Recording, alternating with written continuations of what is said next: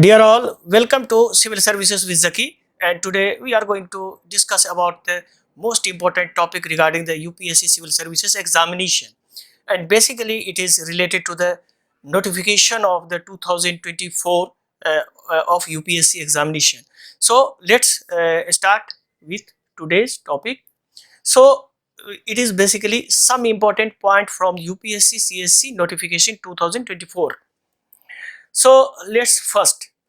So the number of vacancy to be filled through the examination is expected to be approximately 1056 if we exclude 40 for the disabled person. It means the total vacancy in this year is 1016. So let's we start how you can fill this form of the UPSC Civil Services examination and all other things. आप सभी का civil services with जकी में स्वागत है। और जैसा कि आप जानते हैं कि आपका नोटिफिकेशन निकल चुका है यूपीएससी का, और जो भी बच्चे एग्ज़ाम दे रहे हैं उसके लिए ये वीडियो देखना बहुत ही महत्वपूर्ण हो जाता है, क्योंकि अगर हम देखें इसको तो इस बार आपके लिए बहुत ही ज़्यादा सीट है, 1056 सीट है, जिसमें अगर 40 सीट हम डिसेबल पर्सन के लिए जो दिव्यांग हैं उनके लिए अगर हम निकाल देते हैं तो फिर इसमें 1016 सीट यानी 1000 के लगभग आपके पास बनता है। तो इस बार आपके पास बहुत ही सुनहरा मौका है सिविल सर्विस में भरने का और अप्लाई करने का। तो चलिए देखते हैं कैसे अप्लाई आप कर सकते हैं। So let's move forward and see how to apply 2024 civil services examination. So first you need apply online by using the website upsconline.nic.in. It is essential for the applicant to register himself herself first at the one-time registration OTR platform available on the Commission's website and then proceed for the filling up the online application for the examination. तो आप इसको कैसे apply कर सकते हैं? तो इसके apply करने के लिए आपको यूपीएससी के वेबसाइट पे जाना होगा और वहां आपको एक OTR जिसको वन टाइम रजिस्ट्रेशन कहा जाता है, यानी एक समय में आपका पंजीकरण, वो आपके कमीशन के वेबसाइट पे अवेलेबल है, जिसका मैंने यहाँ लिंक दे दिया है। इस लिंक को आप देख सकते हैं। तो इस लिंक पे आप जरूर इसको करेंगे तो इससे आसानी से आपका ये हो जाएगा। उसके बाद हम देखें तो इसमें OTR has been registered only once in the life time. This can be done any time through the year. तो ये जो OTR है, अगर OTR की हम बात करें तो ये सिर्फ जिंदगी में आप एक ही बार इसको भर सकते हैं। अगर आप यूपीएससी का परीक्षा दे रहे हैं इस बार तो आप भरेंगे तो हमेशा के लिए आपका भरा जाएगा, और ये आप वर्ष भर में कभी भी भर सकते हैं। और जब ये भर लेते हैं, जैसे कि एग्जांपल के तौर पे if you any candidate is already registered, he can be proceed straight away for the filling up the online application for the examination। जैसे कि अगर आप पिछले साल भरे होंगे या इससे पहले OTR भर लिए होंगे तो फिर आपको OTR भरने की जरूरत नहीं है, आप स्ट्रेट फॉरवर्ड एग्जामिनेशन का फॉर्म भर सकते हैं। ये एक बहुत ही इंपॉर्टेंट चीज इसमें है। So let's we move forward and see another thing, modification in OTR profile. तो अगर हम मॉडिफिकेशन करना चाहें OTR फाइल में तो कैसे कर सकते हैं? तो first you see, in the case the candidate want to effect any change in his her OTR profile, it shall be allowed only once in the lifetime. After the registration at the OTR platform, the change in OTR profile data shall be available till 7 days from the next day after the closure of the application window. तो ये modification आप कैसे कर सकते हैं? अगर आपको OTR भरना, जैसे कि आप पहली बार अगर भर रहे हैं तो आपका लास्ट डे कब है क्लोजर का? 5 मार्च को। तो आप उसमें 7 दिन जोड़ दीजिए, यानी 12 मार्च को आप लास्ट है आपका मॉडिफिकेशन करने का। यानी आपने जो भरा है 12 मार्च तक उसमें मॉडिफिकेशन कर सकते हैं। एग्जाम्पल के तौर पे आपसे कोई गलती से आपका नाम मिस्टेक हो गया हो या आपका कुछ चीजें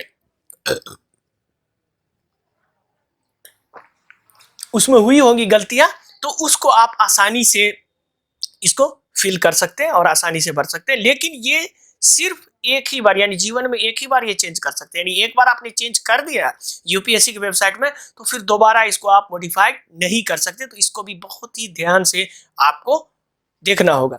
Let's we move forward and see another thing. The candidate will not be allowed to withdraw their application after the submission of the same. It means you cannot withdraw your application after the submission of the form.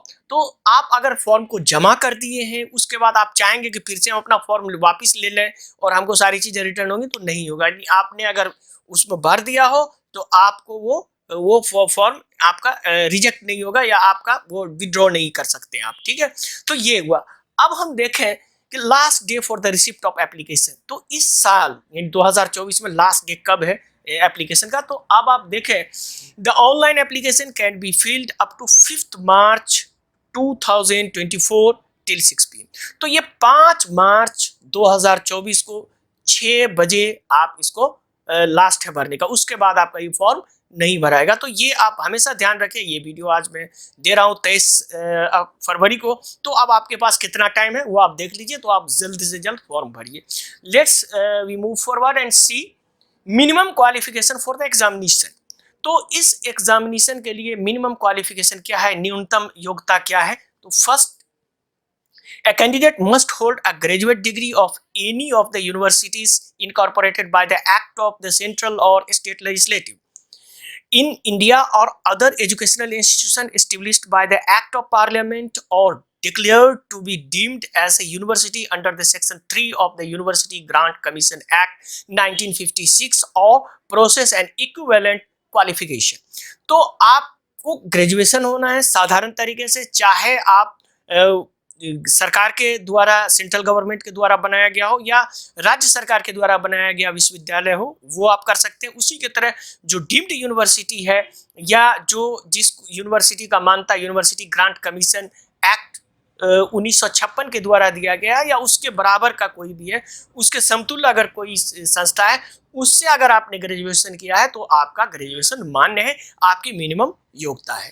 अब कुछ question ऐसे होते हैं जो हमारे अक्सर student पूछते हैं, so that's why this question is very significant and because candidate who have appeared at the qualifying examination, यानी जो कैंडिडेट क्वालिफाइंग एग्जामिनेशन में अपियर है। एग्जाम्पल के तौर पे अगर आप 3rd ईयर ग्रेजुएशन में हैं और आपका प्रीलिम्स के बाद यानी एग्जामिनेशन के मतलब प्रोसेस में आपका रिजल्ट आने वाला है और आपका आ सकता है, तो आप भी भर सकते हैं। सो candidate who have appeared at the qualifying examination, the passing of which would render them educationally qualified for the commission's examination, also eligible for the admission to the civil services preliminary examination। तो आप भर सकते हैं अगर आप 3rd year में हैं और आपका जो एज वगैरह सारा चीज हो गया, तो आप भर सकते हैं, बशर्ते कि आपके एग्जाम के दौरान जो एग्जाम का प्रोसेस होगा सिलेबस, तब तक आपका रिजल्ट आ जाना चाहिए। Let's we move forward and see another thing, number of attempt. तो इसमें हम देखेंगे कितने प्रयास, कितने अटेम्प्ट आप इसमें कर सकते हैं। तो नंबर 1 में, every candidate appearing at the examination who is otherwise eligible shall be permitted 6 attempt। तो कोई भी व्यक्ति अगर इस एग्जाम में अपियर हो रहे हैं और वो जनरल कैटेगरी में है, तो वो 6 अटेम्प्ट आपके लिए है civil services examination. Other like SC/ST unlimited, अगर आप SC/ST हैं तो आपकी कोई सीमा नहीं, जितनी बार चाहे आप दे दें जब तक आपका एज है, ठीक है। Another OBC and other backward caste 9 times, यानी जो भी OBC हैं, अदर बैकवर्ड कास्ट है, उसको 9 अटेम्प्ट 9 चांस दिया गया है। अब बहुत सारे आप लोगों में से स्टूडेंट हैं, ये पूछते हैं कि सर अगर मैंने फॉर्म भर दिया और हमारा फॉर्म विड्रॉ नहीं हुआ तो क्या मेरा चांस काउंट होगा। तो ये क्वेश्चन अक्सर स्टूडेंट पूछा जाता है। So let's see this question. If a candidate has applied for the civil services preliminary examination but has not appeared at any paper in the civil services preliminary examination, it will be counted as an attempt? No, it is not counted as attempt। तो अगर आप form भर दिए हैं, withdraw भी नहीं किए हैं, लेकिन आप एग्जाम नहीं देते दोनों पेपर फर्स्ट और पेपर सेकेंड में, और उसके बाद, तो आपका ये चांस काउंट नहीं होगा। सो answer is no. An attempt is counted only if a candidate has appeared in at least one paper in the civil services examination preliminary examination। तो अगर आप कोई एक पेपर में अपियर हो जाते हैं, उदाहरण के लिए एग्जाम्पल के तौर पे आप देख लें कि आप गए और जीएस फर्स्ट आपने अपेयर किया और आपको लगा कि यार जीएस में तो हम पेपर फर्स्ट जो था, जो जनरल साइंस था या जनरल नॉलेज था, वो हमारा जनरल स्टडीज बहुत खराब गया है, तो हम सी सेट नहीं जाते हैं, आप ये छोड़ देते हैं। तो इसका मतलब अगर आपने सी सेट छोड़ भी दिया तो भी आपका वो अटेम्प्ट काउंट हो जाएगा। तो अगर आपको अटेम्प्ट काउंट में कोई भी एक पेपर आप अपेयर हो जाते हैं तो आपका अटेम्प्ट काउंट होगा। लेकिन अगर आप दोनों में से कोई पेपर नहीं देते हैं, आप एग्जाम ही नहीं देते हैं, तब आपका जो है अटेम्प्ट काउंट नहीं होगा। ये बहुत ही इंपॉर्टेंट है और ये अक्सर हमारे स्टूडेंट कोचिंग में कई बार स्टूडेंट पूछे और आपको हमको लगता है इससे फायदा जरूर होगा। So let's we move forward and see another thing, online question paper representation portal. What is this? तो आप देखें कि online representation question paper representation ये भी बहुत इंपॉर्टेंट है जो यूपीएससी आपको प्रोवाइड करती है। और यूपीएससी में इसमें हम देखें, UPSC has come with a QPR and तो QPR प्रिपरेशन है पोर्टल है। ये basically online question paper representation portal इसको कहते हैं, हम लोग ऑनलाइन क्वेश्चन पेपर। इसमें है क्या? This website link allow UPSC aspirant to file grievances against the discrepancy in the UPSC questions paper. तो अगर कोई भी यूपीएससी के क्वेश्चन में पेपर में लगता है कि ये गलत है, इसका आंसर गलत है या इस तरह से है, तो इस तरह की शिकायत अगर है तो इसके लिए यूपीएससी ने अपना एक पोर्टल खोला है जिसका पोर्टल का नाम है क्यूपी रिप यानी क्वेश्चन पेपर रिप्रेजेंटेशन पोर्टल। अब ये पोर्टल में आपको क्या करना होगा? तो जब आपका एग्जाम खत्म हो जाता है, जैसे एग्जाम्पल के तौर पे ये मई में 26 मई को खत्म है, तो जैसे एग्जाम खत्म होता है आपका, तो 7 दिन के अंदर अंदर विद इन ए वीक आपको इस पे रजिस्टर करना होगा। और ये रजिस्टर सिर्फ इसी जगह होगा और कोई मेथड से नहीं होगा। So this is the website link. तो ये वेबसाइट का लिंक है, इस पे आप जरूर जाके आप चेक कर सकते हैं। अगर मान लिया आपने एग्जाम दिया और एक हफ्ते के बाद आप उसको उस पे जाके आप कंप्लेन कर सकते हैं। इसमें एक चीज और है, यूपीएससी ने एक और आप लोगों के लिए सुविधा दिया है, ये भी बहुत जरूरी आपको समझना है। Facilitation counter for guidance of the candidate. तो ये फैसिलिटेशन काउंटर आप लोगों के लिए यूपीएससी खोला है। इसमें यह है कि आपको जो भी आपको निर्देश है, कैसे भरना है, क्या करना है, आप कोई गलती हो गई तो वो सारी चीजें आप यहाँ कर सकते हैं। In case any guidance, information, clarification regarding their application, candidature ETC। तो इसमें कोई भी चीज आपको, जैसे कि आपको गाइडेंस लेना है, कैसे आपको क्या भरना है, इंफॉर्मेशन, यूपीएससी से और कोई चीज सवालात हो तो वो सारी चीजें आप इसमें पूछ सकते हैं। और इसमें है candidate can contact UPSC facilitation centre near gate C। तो आप जब यूपीएससी में जाएंगे तो गेट C के पास आपको ये मिलेगा, यूपीएससी के कैंपस में इन पर्सन आप जाके वहां मिल लीजिए और वहां जाके आप जमा कर दीजिए जो आपकी शिकायतें या जो आपको वहां लेना है, वो सारी चीजें आपको वह गाइडेंस मिल जाएगा। अगर आपको और चाहिए तो आप फोन से भी कर सकते हैं। ये फोन नंबर है 01123385271। फिर अनदर नंबर है 233811125। फिर उसी तरह से एक और नंबर है 230985543 ऑन द वर्किंग डे। तो कोई भी वर्किंग डे में आप 10 बजे से लेके 5 बजे शाम तक ये आप जाके आप गाइडेंस ले सकते हैं यूपीएससी में। ठीक है, तो ये सारी चीजें आप गाइडेंस के लिए, ये बहुत ही अच्छा पोर्टल यूपीएससी ने खोला है। आगे हम लोग चलते हैं, नो लेट एंट्री। जब आप एग्जाम देने जाते हैं तो अगर आपको है तो आपको आधे घंटे पहले पहुंचना होगा। So the candidate should reach the venue of the examination well in time at least 30 minute prior to the commencement of the each session of the examination. तो जितने भी सेशन होंगे उसमें 30 मिनट आपको यहाँ पहले पहुंचना है, यानी 30 मिनट आप इसमें पहले पहुंचेंगे। इस तरह से आप देख लें तो इसमें आप पहले पहुंचेंगे इस तरह से।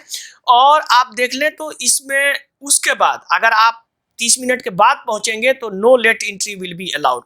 किसी भी हालत में no late entry will be allowed inside the examination venue under any circumstances. तो कोई भी परिस्थितियां होंगी, आप बोलेंगे कि ये हो गया वो हो गया, कोई भी परिस्थितियां में आपको इंटर नहीं करने दिया जाएगा अगर आप लेट पहुंचे तो। ये भी बहुत इंपॉर्टेंट चीज है, इसलिए आप जब भी जाएंगे तो 30 मिनट पहले जाएंगे, लेट कोई आपको एंट्री नहीं मिलेगी एग्जाम में।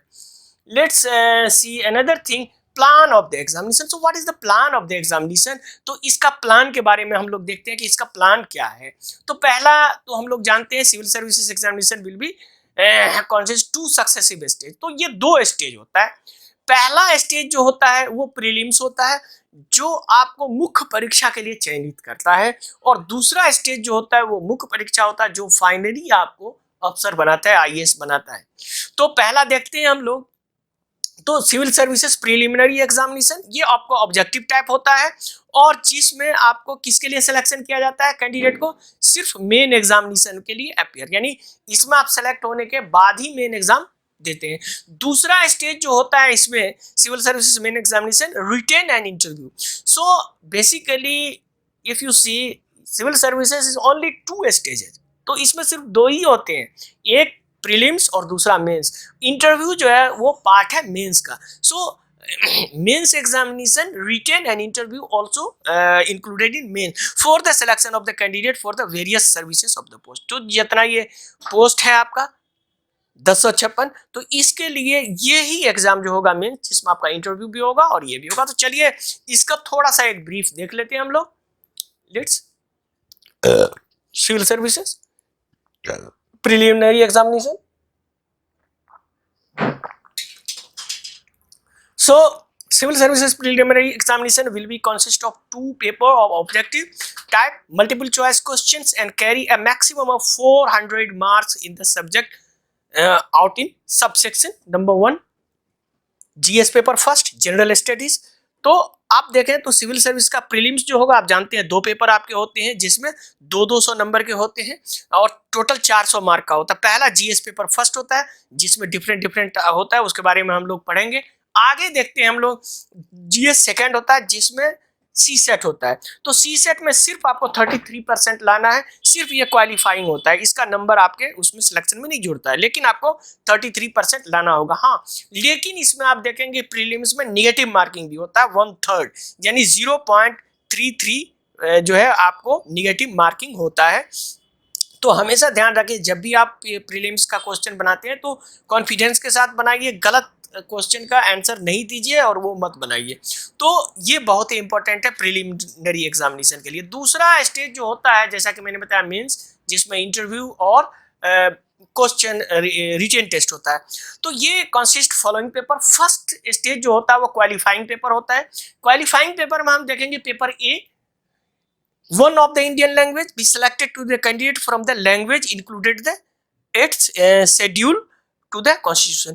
तो जो हमारे संविधान के 8वीं अनुसूची में जो भी भाषाएं हैं, उस भाषा में से कोई भी एक लैंग्वेज हम ले सकते हैं, जो 300 मार्क का होगा। ये क्वालिफाइंग होगा, इसमें आपको क्वालिफाइंग करना है। Another paper B is English. So English 300 mark, तो इंग्लिश जो है वो 300 मार्क का होगा, वो भी क्वालिफाइंग है। तो ये आपका पेपर ए और पेपर बी, ये दोनों क्वालिफाइंग मार्क है। If you see the question paper counted for the merit, तो जो आपकी मेधा सूची होती है जिससे आपका सिलेक्शन होता है, उसमें जो क्वेश्चन पेपर बनता है उसकी हम लोग बात करते हैं रिटेन के लिए इससे।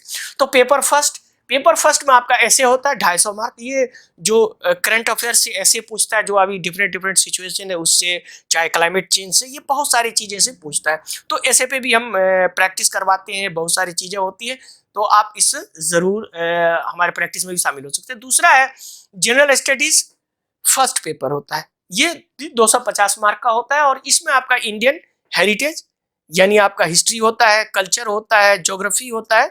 तो ये है, तो इसमें आप देखेंगे कि ज्योग्राफी सब्जेक्ट जो है वो मेरा, आप जानते हैं, इसमें वर्ल्ड ज्योग्राफी और सोसाइटी, ये सारी चीज़ें आप ज़रूर हमारे चैनल पे मिलेगा आपको। आगे चलते हैं हम लोग। तो paper third general study second. तो सेकेंड में हम लोग जानते हैं ये governance, constitution, social justice and international relation. Paper fourth और जीएस थर्ड होता है, इसमें भी 250 मार्क है। इसमें टेक्नोलॉजी, जो साइंस एंड टेक्नोलॉजी मैं आप लोगों को पढ़ाता हूँ वो, उसी तरह से इकोनॉमिक डेवलपमेंट है, बायोडाइवर्सिटी, इन्वायरमेंट, तो ये बायोडाइवर्सिटी हो गया, इन्वायरमेंट हो गया, ये सारी चीज़ें जो है ये सब्जेक्ट में मैं आपको पढ़ाता हूँ, ये काफ़ी इंपॉर्टेंट हो जाता है।